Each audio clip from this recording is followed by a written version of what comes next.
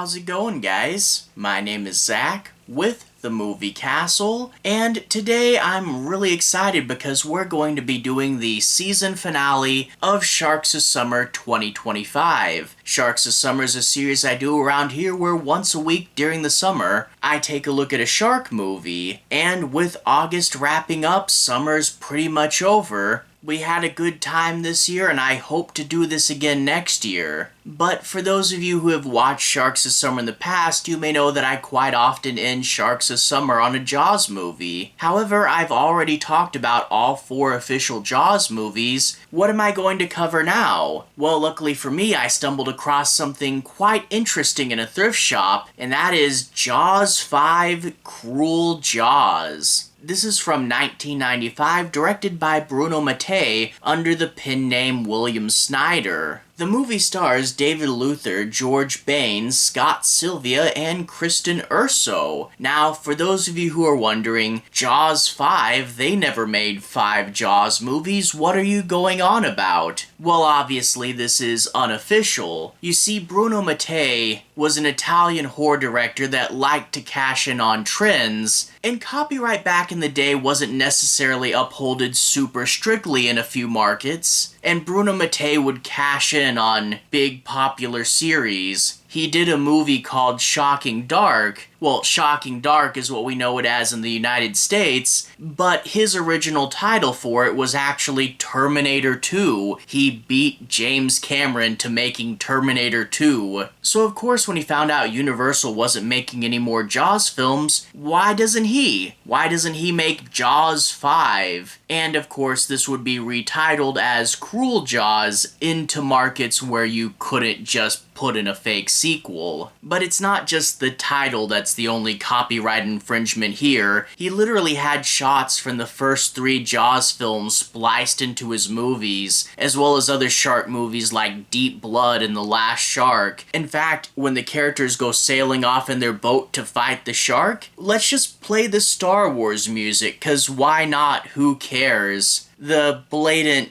disregard for the rules is kind of fascinating, and it is cool to see this film that's kind of like a weird alternate universe of Jaws. So much of Jaws is borrowed and repurposed and admittedly not really understood in this film. It's like a weird bizarro universe version of Jaws almost. Stolen footage, stolen plot points, near direct quotes, but our main character's a Hulk Hogan lookalike? Yeah, this is weird. When the movie heats up, it can get really good, goofy, and over the top, but when it's just the characters hanging out, it's still weird. Several things that don't quite seem like what normal people would say, and kind of strange oddball acting here. Overall, if you're fans of weird, cheesy movies, definitely check this one out. It definitely has a bit of a cult following, and I can definitely recommend it. But before we get too far, what's the movie about? No major spoilers, but the basic idea is this. Your main character, as I said at the top, for some reason looks like Hulk Hogan. It's never brought up in the movie, and they don't make jokes about it. I really wish he tried to wrestle the shark or said something like, "Your chum, brother." But he's not really a wrestling stereotype. He's a single father. His wife died in a car wreck, and his daughter lost the use of her legs and is now in a wheelchair. Luckily, Hulk Hogan runs an aquarium, and when the daughter's swimming, her disability isn't as apparent, and she likes that she can blend in better. She swims with her dolphin and seal friends, and she says a bunch of cute kid things. It's a tiger shark. Does that mean its mother was a tiger and its father was a shark? Yeah, the lines here can get a little weird. But unfortunately for Hulk Hogan, they're trying to take away his aquarium. It's not been profitable, he can't pay rent, and this town has an evil businessman that wants to tear it down and make a hotel. And the evil businessman is a stand-in for the evil mayor from Jaws. He has a big regatta coming up, and we can't close the beaches no matter what happens, because that regatta is crucial for our business. but of course something's going to happen. Much like in Jaws, shark remains wind up on the beach. And what is this, a boating accident, or did a shark get it? We can't tell until we go do an autopsy. Cut to a comically short scene where the autopsy guy goes, yeah, it was a shark, and then we move back on. This movie has strangely abrupt scene changes sometimes, and the editing can feel super weird. Some really hard cuts, especially between scenes, and weird zoom-ins for some reason. I'm not sure what's going on, but whatever. So yeah, the evil mayor wants to keep the beaches open, even though it appears we have a shark coming. But luckily Hulk Hogan has a few friends. There is a local sheriff that's the Brody equivalent. Sadly though, this guy doesn't have any sort of character arc, and not really much to do in this movie. He jumps over a guard railing once like he's a too cool for school high schooler, but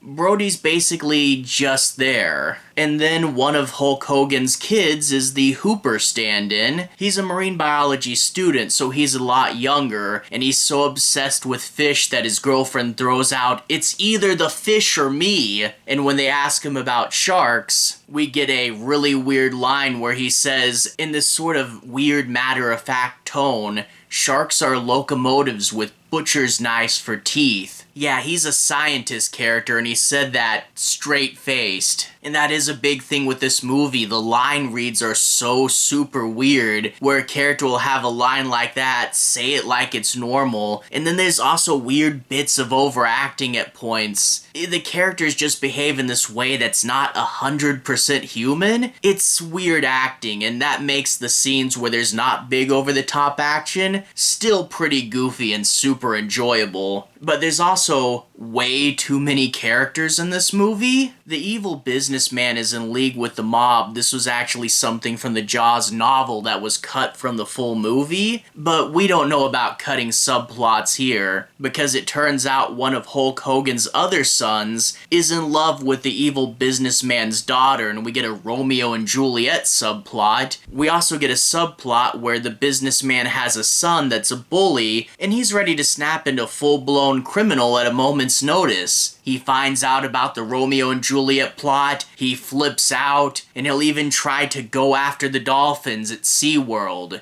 I mean, whatever Hulk Hogan's aquarium is. And then we just get a bunch of Friday the 13th styled characters. Like, for real, there's so many goofy teenagers in this movie that don't really need to be there, but hey, fun cannon fodder and a few wacky jokes, why not? All that aside, back to the sharks. When we do get into the goofy action sequences, the movie does get so much better, especially on a so bad it's good note. At the regatta, there's a race, I don't know what you call it, parasailing or something. It's done in a super cheesy way where in the close-ups you can tell they're on land just holding the sails. And of course the shark will show up, people will happen to fall into the water, and the little girl in the wheelchair goes careening down the dock just like it's that scene from Mac and Me. They get a big rubber shark head and they get to put people inside of it. It's super cheesy. And when the quality of the footage changes, you can tell you're inside of another movie. But yeah, speaking of the other movie, so much of the rest of this movie is Jaws. Like, they catch a tiger shark, and the Hooper character says, well, it is a man-eater and it's not native to these waters. Yeah, this movie almost quotes Jaws verbatim sometimes. What's he gonna do with that fancy equipment? Eat it? And then the Brody character's in a helicopter and says, we're gonna need a bigger helicopter. Yeah, this thing gets pretty goofy. We will get towards the end where they find out a different, like, special reason for this shark being there. And again, it is goofy as well. So yeah, overall, this movie does really feel like a weird, bizarre, alternate dimension version of Jaws.